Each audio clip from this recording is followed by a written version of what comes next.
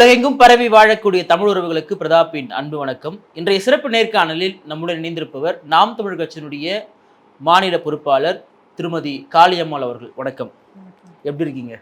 நல்லா இருக்கேன். ரொம்ப நாளுக்கு பிறகு நான் மட்டும் கிடையாது, தமிழ்நாடே உங்க முகத்தை வந்து எதிர்பார்த்துட்டு தான் சொல்லணும். எங்க இவங்க காளியம்மாள் வந்து காணாம போயிட்டு வாங்களா அப்படின்னா, அரசியல இருந்து கொஞ்சம் ஒதுங்கி இருக்காங்களா அப்படின்ற மாதிரி கேள்விலாம் வந்தது.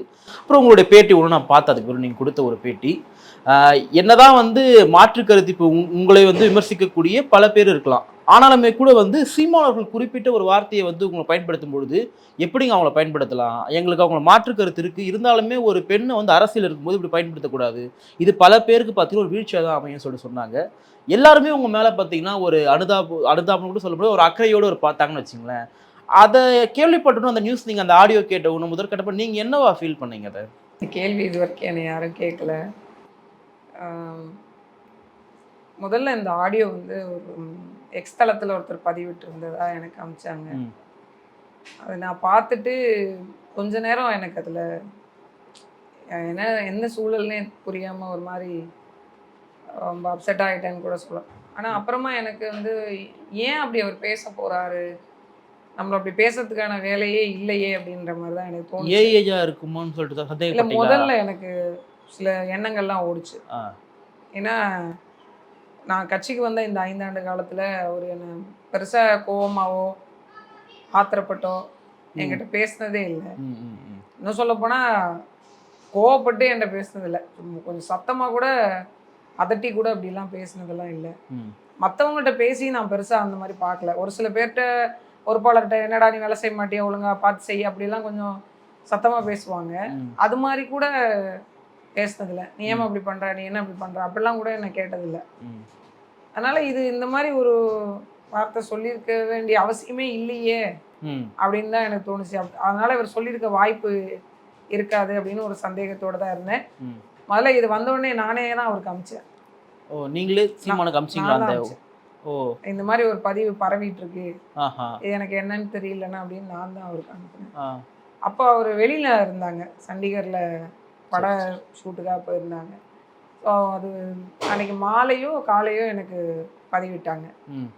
நான் வந்து இன்னொரு 4 நாளில் ஊருக்கு வந்துடுவேன், நான் அப்போ வந்து உன்கிட்ட நேரடியாக பேசுகிறேன் அப்படின்னு சொல்லிட்டு. ஆனால் நீங்கள் அமைச்சதுக்கு அவர் தரப்புலேருந்து எந்த பதிலும் வரலையா? அதான் இந்த பதில் தான் வந்தது. நான் நேரில் வந்து பேசுகிறேன், நேரில் வந்து நான் பேசுகிறேன், நீ மனசில் எதுவும் வச்சுக்காத, அண்ணன் என்னைக்கும் உன்னோட இருப்பேன், நீ பாட்டுக்கு வேலையை பார்த்துட்டு நான் நேரில் வந்து உன்கிட்ட பேசுகிறேன் அப்படின்னு மட்டும் என்கிட்ட சொல்லியிருந்தாங்க.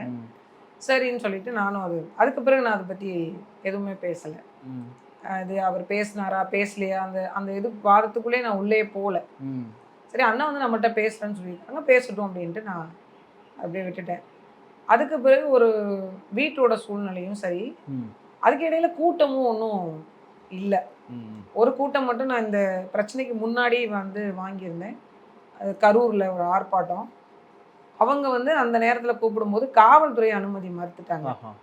இல்லைன்னா அந்த பிரச்சனை அந்த ஆடியோ வந்து மறுநாளே நான் அந்த கூட்டத்துக்கு போக வேண்டியது. காவல்துறை அனுமதி மறுத்துட்டாங்க அப்படின்றதுனால நான் போகல. அதுக்கு இடையில எந்த கூட்டணிகளும் நான் ஒத்துக்காம இருந்தேன். அதுக்கு முன்னாடியே தேதி எதுவும் கொடுக்கல. அதனால நான் வீட்டில் இருக்க வேண்டியதாகி போச்சு. இன்னொன்று வந்து பதில் சொல்லணும் அப்படிங்கிறது வந்து எனக்கு தோணலை. வந்து வெளியில் வந்து இதை குறித்து பேசணும். ஆனால் இப்போ அந்த ஆடியோவை கேட்ட உடனே இவர் இப்படி பேசியிருக்க மாட்டார் அப்படிதான் நீங்க எதிர்பார்த்தீங்க. இவர் பேசிட்டார் அப்படின்றப்போ அதனால அதை நான் கேட்கறேன். நான் அப்பவுமே போய் ஏன் பேச போறாரு, நம்மள போய் ஏன் பேச போறாரு? அதுக்கு பிறகு நான் சில சூழல்கள் வந்து எனக்கு சொன்னாங்க. இது வந்து இப்ப பேசின ஆடியோ கிடையாது, இவர் வந்து மேடையில பேசினார் இல்லையா, நான் பேசுவேன் அப்படின்னு பேசியிருக்கேன் அப்படின்னு பேசினாங்க இல்லையா, அதுக்கு முன்னாடியே எனக்கு தெரிஞ்சிருச்சு இது வந்து சமீபத்திய ஆடியோக்கள் இல்லை. ஏன்னா அவரே தான் மேடையிலேயே என்னை குலதெய்வம்னு சொன்னாங்க. வந்து அப்போதான் என்கிட்ட ஒரு சில பேர் சொன்னாங்க, இது இப்போ பேசின ஆடியோ இல்லை, இது வந்து 2-3 வருஷத்துக்கு முன்னாடி பேசின ஆடியோ, அது ஒருத்தருக்கு அனுப்பின குரல் பதிவு அது அப்படின்னு சொல்லிட்டு சொன்னாங்க. அந்த தருணத்துலேயும் கூட என் மேலே அவர் இந்த 2-3 வருடங்களுக்கு முன்பு கூட என் மீது அவர் எந்த கோபமும் என்கிட்ட பேசினது கிடையாது. இப்போ என்னன்னா, ஒரு சில பேர் என்னை பற்றி போய் சில தவறான விஷயங்களை சொல்லியிருக்க வாய்ப்பு இருந்திருக்கும்.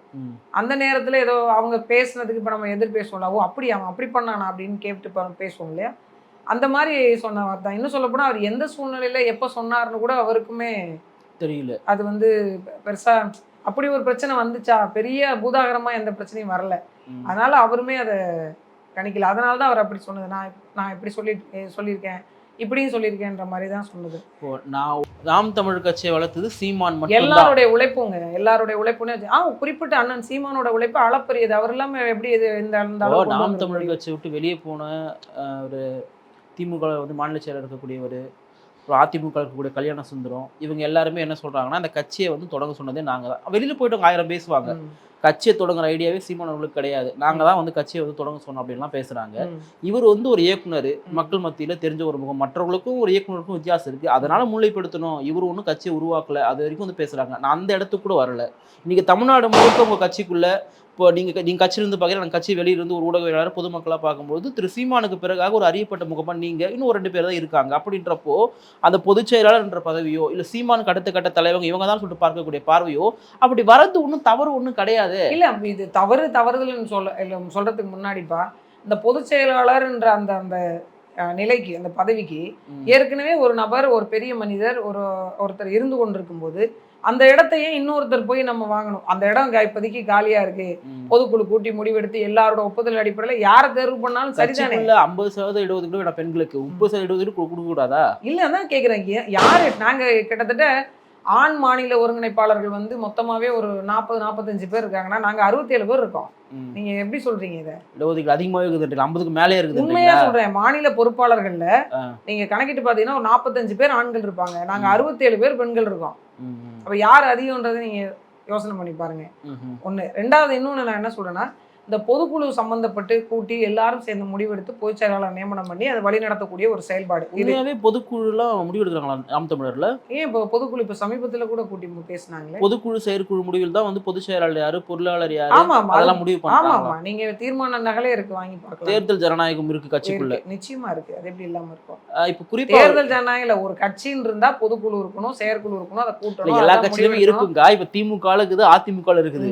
அதிமுக திமுக வந்து பொதுச் செயலாளர் ஓட்டு போட்டு தான் வந்தாங்கன்னு சொன்னா யாருமே நம்ப மாட்டாங்க. ஆனா பார்வைக்கு அப்படிதான் இருக்கு.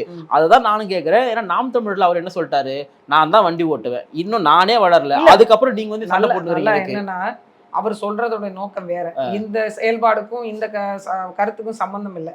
என்ன அதுல விஷயம்னா, நீங்க முன்னாடி கேட்ட மாதிரி அவர் வந்து இப்ப மரியாதை விரியான கல்யாண சுந்தரம் ராஜீவ்காந்தி சொன்ன மாதிரி அவருக்கு கட்சி தொடங்குற ஐடியாவே இல்லை. அறிஞர் அண்ணாவுக்கும் கட்சி தொடங்குற ஐடியாலாம் இல்லை. அவர் கூட இருந்தாங்க இல்லையா 9 பேரு, அவங்க எல்லாம் போய் சேர்ந்து அண்ணா கிட்ட பேசி அண்ணாவை தலைமைப்படுத்தி உங்கள் முன்னிலையில தான் இதெல்லாம் நடக்கணும்னு சொல்லி எல்லாம் சேர்ந்து ஒரு கூட்டு முயற்சியா பண்ணி அதுல தலைவரா வந்தார் அண்ணா. இதுல பாதிக்கப்பட்ட ஒரு நபர் புலம்பி தவிச்சு எல்லாரையும் ஒருங்கிணைச்சு கூப்பிட்டு எல்லாரும் சேர்ந்து முடிவெடுத்து ஒட்டுமொத்தமான ஒரு ஐடியா கிரியேஷன் பேர்ல தான் தொடங்கியிருக்கு. ஆனா யாரு ஃபெசிலிட்டேட்டர்? எல்லாரும் அங்கங்க இறக்கி விட்டுட்டு என்னோடதான் சொல்ல முடியாது இல்லையா. அதை கடைசி வரைக்கும் கொண்டு போய் நிலைநிறுத்தி இன்னைக்கு நாம் தமிழர் கட்சி ஒரு அங்கீகரிக்கப்பட்ட அமைப்பா மாறினதுல அவரோட பங்கு இல்லாம இது நடந்துருச்சுன்னு சொன்னா இது எவ்வளவு பெரிய அபத்தம். இல்ல அப்படி சொல்லவே இல்ல. வெளியில இருக்காங்க, நாங்க தான் வந்து தொடங்கணும் எல்லாம் சொல்றாங்களே. இனி உங்களோட கூட்டு முயற்சியா இருக்கலாம், நம்ம அதுல மாற்றெல்லாம் சொல்ல. ஆனா யாருடைய பேஸ்மெண்ட்ல அது நிக்குது தொடருது அப்படின்றது ஒண்ணு இருக்கு. அடுத்தது நான் என்ன சொல்றேன்னா, அதான் சொல்றேன், இந்த மாதிரி ஒரு சூழல்ல உள்ளது மத்தவங்க உழைப்பை சுரண்டது என்னைக்குமே எனக்கு பிடிக்காது. நான் அந்த விஷயத்த நான் எந்த சூழ்நிலை வந்தாலும் செய்யக்கூடாதுன்னு நினைப்பேன். எனக்குன்னு அதாவது ஒரு இடத்த வச்சுக்கிட்டு இவங்க இடத்துக்கு நம்ம போய் உட்காரணும்ப்பா அப்படின்னு நினைக்கிறத விட உங்களுக்காக ஒரு இடத்த உருவாக்கிக்கிறது பேர் தான் புத்திசாலித்தனம். அதுதான் ஒரு திறமைசாலி செய்ய வேண்டிய வேலையும் கூட. நான் வந்து இந்த இடம், இந்த பதவி, இந்த பொறுப்பு இதுக்கெல்லாம் அப்பாற்பட்ட ஆளுங்க. நான் இந்த இடத்துக்கு வந்து நிற்கிறேன். உண்மையிலேயே மக்கள் எனக்கு வாக்கு கேட்டு நான் ஒவ்வொரு இடத்துக்கும் போகும்போதும் நான் ஒன்று தான் மனசுல நினைச்சுக்குவேன், இந்த இடம் என் பதவிக்கான இடம் அல்ல, என் இனத்திற்கான அடையாளத்தை செலுத்துகின்ற ஒரு பிளேஸ், அவ்வளவுதான். நான் இல்லைனாலும் அந்த இடத்த இன்னொருத்தர் உட்கார்றதுக்கான வழித்தடத்தை உருவாக்கிட்டு போகணும் அப்படிங்கிறதுக்காக தான் நான் அரசியலுக்கே வந்தேன். என்னைக்கு அந்த நிலைப்பாட்டில் உள்ள வந்தனோ அதே எண்ணத்தில் தான் இன்னை வரைக்கும் பயணிக்கிறேன். தவிர எனக்கு அங்கீகாரம் கிடைக்கணும், எனக்கு புகழ் வெளிச்சம் கிடைக்கணும், எனக்கு ஒரு பெரிய பதவி கிடைக்கணும், நான் பெரிய ஒரு ஆளுமையா தெரியணும் அப்படிலாம் நான் இருந்ததே கிடையாது. இன்னும் சொல்ல போனா நான் எந்திரிச்சு வரும்போது யாராவது, நான் நடந்து வரும்போது யாராவது எந்திரிச்சாலே எனக்கு பிடிக்காது. உங்களை மாதிரி நான் ஒரு சாமானிய மனுஷன். நீங்க இவ்வளவுலாம் மரியாதைன்றது நீங்க மனசுல வச்சுக்கோங்க போதும். எனக்கு இப்படியெல்லாம் நீங்க ரியாக்ட் பண்ணிலாம் மரியாதை கொடுக்கணும்லாம் ஒன்றும் இல்லை. இந்த ஏதாவது பதாகைகள் எல்லாம் பேர் போட்டு கொஞ்ச நேரத்துக்கு முன்னாடி நீங்க கூட சொன்னீங்களே, இந்த மாதிரிலாம் போட்டால் எனக்கு சிரிப்பு வரும். என்னோட பலம் என்னன்னு எனக்கு தெரியும், என்னோட பலவீனம் என்னன்னு எனக்கு தெரியும். என்னால் என்ன செய்ய முடியும் என்ன செய்ய முடியாதுன்றதை நான் உணர்வேன். ஒரு வாழ்த்துதலுக்காக ஏதோ சொல்லிட்டு போறாங்க. ஆனால் நான் பல இடங்களை கூப்பிட்டே சொல்லியிருக்கேன், எனக்கு முதல் நாள் பதாகை வடிவமைச்சு அமைச்சிட்டாங்கன்னா இந்த அடைமொழியெல்லாம் எனக்கு போடாதீங்க. இந்த வருக வருக அந்த வடைமொழி இதெல்லாம் எனக்கு போடவே வேண்டாம். எனக்கு காளியம்மாள் அங்கே வராங்க, இப்போ ஒரு படம் போடுறீங்களா இங்கே வராங்கன்னு தெரியுது, அதோட போதும், விட்டுருங்க. போடலன்னா கூட ஒன்றும் பிரச்சனை இல்லை, ஒன்றும் சிக்கல் கிடையாது. அப்படிதான் நம்ம பயணிக்கிறது. மற்றபடி இந்த நாம் தமிழர் கட்சியை நான் இது ஒரு அரசியல் தளவாடமாக நான் பார்க்கவே இல்லைங்க. அது மட்டும் ஒரு விஷயம். இப்போ இந்த ஆடியோவில் வந்து உங்கள் பேரை பயன்படுத்தி இருந்தார், நத்த சிவசங்கரன் அவருடைய பேரை பயன்படுத்தி இருந்தாங்க. நத்த சிவசங்கரனுமே வந்து கொஞ்சம் அந்த கனிம வளங்கள் ஆக்டிவாக அந்த லாரியை மறைக்கிறது ஒரு மாதிரி ஒரு ஆக்டிவான நபராக வந்து தெரியப்பட்டார். உங்களை சொல்ல வேணால் நீங்கள் வந்து உங்களுடைய மேடைகளை பேசுகிறது அடுத்த முகமாக பார்க்குறது தெரியப்படும் போது திரு சீமான் வந்து கட்சி நடத்துகிறாரு. அந்த கட்சியில் வந்து அவருக்கு பின்னாடி வந்து பல லட்சம் பேர் இருக்கிறத விரும்புகிறாரு, அதெல்லாமே ரைட்டு. ஆனால் அவரை போல துடிப்போத்தர் வேலை செய்ய வந்து மக்களுடைய கவனத்தை திரும்ப பார்க்குறாங்க, இல்லை அவங்க மேலே மக்கள் கவனம் போதுன்னா அதை தட்டி விடுறதுக்காக தான் இந்த 2 பேரோட பேரை சொல்லியிருக்காங்க. ஏன்னா மீதி பேர்லாம் வந்து என்னதான் பேசினாலுமே அவங்க சீமானவர்களை வந்து பெரிதளவில் அவருடைய நாலேஜ் இல்லாமல் எந்த வேலையும் செஞ்சதை நாங்கள் பார்க்கல. இப்போ நீங்கள் பல இடங்களுக்கு ஏற்கனவே பணியாற்றிருக்கீங்க, உங்கள் ஊர் மத்தியில் உங்களே தெரியும். அவர் சில வேலைகள் வந்து அவங்க இடத்துல பண்ணிட்டு இருக்காரு. அப்போ தன்னெழுச்சியாக வளரக்கூடியவங்களும் தட்டி வைக்கிறாரோ? இல்லைங்க, அப்படிலாம் இல்லை. இப்போ நாங்கள் செய்கிற வேலையுமே அவருக்கு தெரியாமலாம் எந்த வேலையும் செய்ய மாட்டோம். அவரை தான் பண்ண சொல்றதே. இப்போ நான் ஒரு போராட்டத்துக்கு போறேன்னா, இது அதாவது கட்சி நிகழ்வு இல்லாம பொது போராட்டத்துக்கு போறேன்னா, அவர்கிட்ட முதல் நாளே அண்ணா இந்த மாதிரி நான் ஒரு போராட்டம் நடக்குதுன்னு நான் கலந்துக்கிறேனே அப்படின்னு சொல்லிட்டு தான் போவேன். சொல்லாமலாம் போறது இல்லை. இப்போ அந்த இன்னும் சொல்ல போனா ஒரு ஒரு ஒரு சிம்பிளா ஒரு தலைவன்ட்டு ஒரு விஷயத்த சொல்றோம்னு வச்சுக்கோங்க. கட்சியினுடைய தலைவன்ட்ட நான் பேசுறேன், இந்த சிபிசிஎல் நிறுவனம் ஒன்று நான் பண்ண இருக்குன்னு, அதன் மூலமா மக்கள் ஆர்ப்பாட்டம் பண்ணிட்டு இருக்காங்கன்னு, ரொம்ப பெரிய பிரச்சனையா இருக்குன்னு, எங்கே இருக்கடா நீ அப்படின்னாரு என்ன. நான் இது மாதிரி வெளியில் இப்போ தானே வந்துட்டுருக்கேன், வீட்டுக்கு போயிட்டுருக்கேனேன்னு சொல்கிறேன். வீட்டுக்கு போவேன், நான் நேராக போராட்ட தளத்துக்கு போ, அங்கே போ. முதல்ல அந்த மக்களுக்கு நாம் இருக்கிறோம், நாம் தமிழர் கட்சி அண்ணன் சீமான் உங்களோட இருப்பார், நான் உங்களோட இருப்பேன்னு உறுதி கொடுத்துட்டு அவங்களோட இருந்துட்டு அவங்களுக்கு என்ன தேவையோ அதை பண்ணி கொடுத்துட்டு அப்புறம் வீட்டுக்கு போ அப்படின்னு. இது மாதிரி அங்கே இப்போ நீங்கள் சொல்கிறீங்களே, இப்போ நத்தம் சிவசங்கரன் அவர்கள் வந்து மலை உடைக்கிறத போய் நிறுத்தினா எல்லாமே இவர்கிட்ட பேசிட்டு இதை இப்படி பண்ணுங்க, இந்த ஆர்ப்பாட்டத்தை இப்படி பண்ணுங்க, இந்த இங்கே போய் மனு கொடுங்க, அங்கே இருக்கிற பொறுப்பாளர்கள்லாம் ஒன்று சேர்ந்து மாதிரி பண்ணுங்க, எல்லாமே அவர் சொல்லுவார். நத்த சிவசங்கரன் சிறையில் இருக்கும் பொழுது நாம் தமிழர் கட்சி சார்ந்தவங்க போகக்கூடாதுன்னு சொல்லிட்டு சீமான் சொன்னதா அவரை சார்ந்தவங்களே பல பேர் எங்க அவர் சொல்லல, அவர் சொன்னாருன்றதை நான் சொல்ல முடியாது. இல்லை, என்ன காரணம் அப்படின்னு கேட்டிங்கன்னா, நீங்கள் வந்து இப்போ ஒரு பிரச்சனை நடக்குது அப்படின்னா அந்த பிரச்சனைக்கு ஒரு தீர்வாக அவர் ஒரு விஷயத்தை சிந்திக்கிறாங்க. உங்களுக்கான இப்போ அவருக்கு இருக்கிற நெருக்கடி 2 நெருக்கடி. ஒன்று, போராடவும் செய்யணும், போராடுறவங்களுக்கு பாதுகாப்பும் வழங்கணும், இது ரொம்ப முக்கியம். ஒரு கட்டத்துக்கு மேல அந்த இடத்துல நமக்கான ஆள் பலம் குறைவா இருக்கு அப்படின்னா நீங்க பாதுகாப்போடு செல்லுங்க, இல்ல வந்து பொறுப்பாளர்களை கூட்டிக் கொண்டு போங்க, இல்ல வேற மாதிரியான சட்ட ரீதியான நடவடிக்கை எடுக்கலாம். நம்ம திடீர்னு அந்த இடத்துக்கு போக வேண்டாம், அவங்க ஆட்கள் நிறைய வச்சிருப்பாங்க. இப்ப நானே ஒரு எடுத்துக்காட்டு சொல்றேனே, ஒரு மீனவர் மாநாடு ஒன்று மரியாதைக்குரிய ஸ்டாலின் தலைமையில ராமேஸ்வரத்தில் நடந்தது. அப்போ வந்து அது மீனவர் மாநாடு, ஒட்டுமொத்த மீனவர்கள் மாநாடு. எனக்கு வந்து அந்த கிராமத்தில் உள்ளவங்க அழைக்கிறாங்க, ராமேஸ்வரம் கிராமத்தில் உள்ள பகுதியில் உள்ளவங்க என்ன அழைக்கிறாங்க. ஆனால் அந்த மாநாடை நடத்துகிற சில மீனவ அமைப்புகளும் திமுக கட்சியோட இணைந்து நடத்துகிறாங்க, அவங்க எனக்கு அழைப்பு விடுக்கல. கடலோர பகுதிகளில் நடக்கக்கூடிய பிரச்சனைகளில் நான் தலையிடாத பிரச்சனைகளே பொதுவாக அதிகபட்சம் கிடையாது. எல்லா பிரச்சனையும் போய் தலையிட்டு அந்த மக்களோட நான் நின்றுக்கிறேன். இந்த 15 கடலோர மாவட்டத்திலையும் மீனவர்களுக்கான ஒரு மாநாடு நடக்குது, எனக்கு நேரடியாக அந்த மாநாட்டின் சார்பாக அழைப்பு இல்லை, ஆனால் கிராமத்து மக்கள் கூப்பிடுறாங்க. புரியுது. சரி நான் வரேன் அப்படின்னு சொல்லி அவங்கள்ட்ட நான் சொல்கிறேன், சரி நான் வரதாவே இருக்கேன்னு வச்சுக்கோங்க, இப்போ நான் வந்தேன்னா இந்த கேள்வியெல்லாம் முன் வைப்பேன், இதில் உங்களுக்கு சிக்கல் வந்துடாதுல்ல. இப்போ அங்கே பாசி எடுக்கிற பெண்ணுக்கு நடந்த கொடூரத்துலேருந்து தொடங்கி அவங்கள இதுவரைக்கும் அங்கீகரித்து தொழிலாளர்கள்னு பேசியிருக்காங்கத்தில் அவங்களோட நலத்திட்டம்னு ஒன்றும் கிடையாது. அது இல்லாமல் அடுத்தடுத்து பழங்குடியின மக்கள் பட்டியலில் அறிவிக்கிறதுலேருந்து தொடர்ந்து நிறைய கேள்வி இருக்குது, கச்சத்தீவை மீட்டு கொடுக்குற வரைக்கும். இதை நான் பொது வழியில் வந்து அங்கே நான் கேட்பேன் அப்படின்னு அங்கே இருக்கிற மக்கள்கிட்ட சொல்கிறேன். அவங்க நீங்கள் கேளுங்கன்றாங்க. லட்சக்கணக்கான பேர் 1-2 ஒரு பெரிய மாநாடு அந்த இடத்துல. அங்கேதான் மதுரையில் தூத்துக்குடியிலேருந்து அங்கேருந்து இங்கேருந்துலாம் ஆள்லாம் கொண்டு வந்து பெருசாக நிரப்பி வச்சுருந்தாங்க. நான் இப்போ அண்ணன்ட்ட அழைப்படுத்தி கேட்டேன், அண்ணா இந்த மாதிரி மாநாடு நடக்குதுன்னு எனக்கு சில கேள்விகள் இருக்குது, நான் போய் கேட்டுட்டு வருவா. கேள்விகள் கேட்கறது தப்பே இல்லைடா, நீ போய் தாராளமாக கேளு, ஆனால் அந்த இடத்துக்கு நீ போனேன்னா பெரிய சர்ச்சை தான் உருவாகும். அவங்க கூட்டமாக நிறைய பேர் இருப்பாங்க, எனக்கு என் தங்கச்சி பாதுகாப்பு முக்கியம், அதனால நீ அங்கே போக வேண்டாம், தவிர்த்துடு. நான் அதுவும் போகல.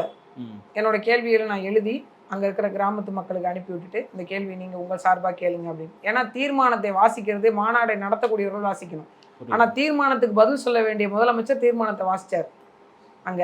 ம். இப்ப நம்ம போயிருந்தோம், முதலமைச்சருக்கும் நடந்த மாநாடு அது. ஆமாமா. சரி, சரி. நான் போயிருந்தேன்னா அந்த கேள்வியை முன் வைப்பேன். ஆ. ஐயா நீங்க தீர்வு சொல்றீங்களா இல்ல மாநாடை நீங்க தான் நடத்துறீங்களா அப்படின்னு சொல்லி. ம். அப்ப இந்த அந்த இடத்துக்கு நான் போய் இந்த கேள்வி வச்சேன்னா அந்த கட்சிக்காரர்களோட மொத்த சலசலப்பும் வந்து கண்டிப்பா. அது பெரிய ஒரு கலவரமா ஆமா. மாறும். அப்ப அவர் சொல்ற இடத்துல நான் யோசிப்பேன். ஆமா, அந்த இடத்துக்கு போறது சரி வராதுதான். இது பெரிய சர்ச்சை தான் உருவாகும்.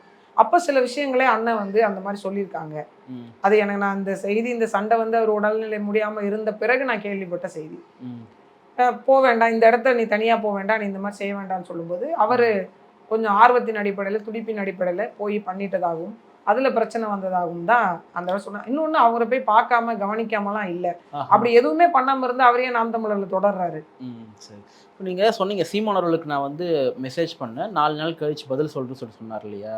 என்ன பதில் சொன்னாரு இல்ல அவரு? 4 நாள் கழிச்சு பதில் சொல்றேன்னு சொல்லல. நான் ஊருக்கு வந்துட்டு நேர்ல வந்து இப்ப என்கிட்ட வந்து ஒரு டிஎம்கே காரர் சொல்றாருன்னு வச்சுக்கோங்களேன். இதை நான் நம்புறது.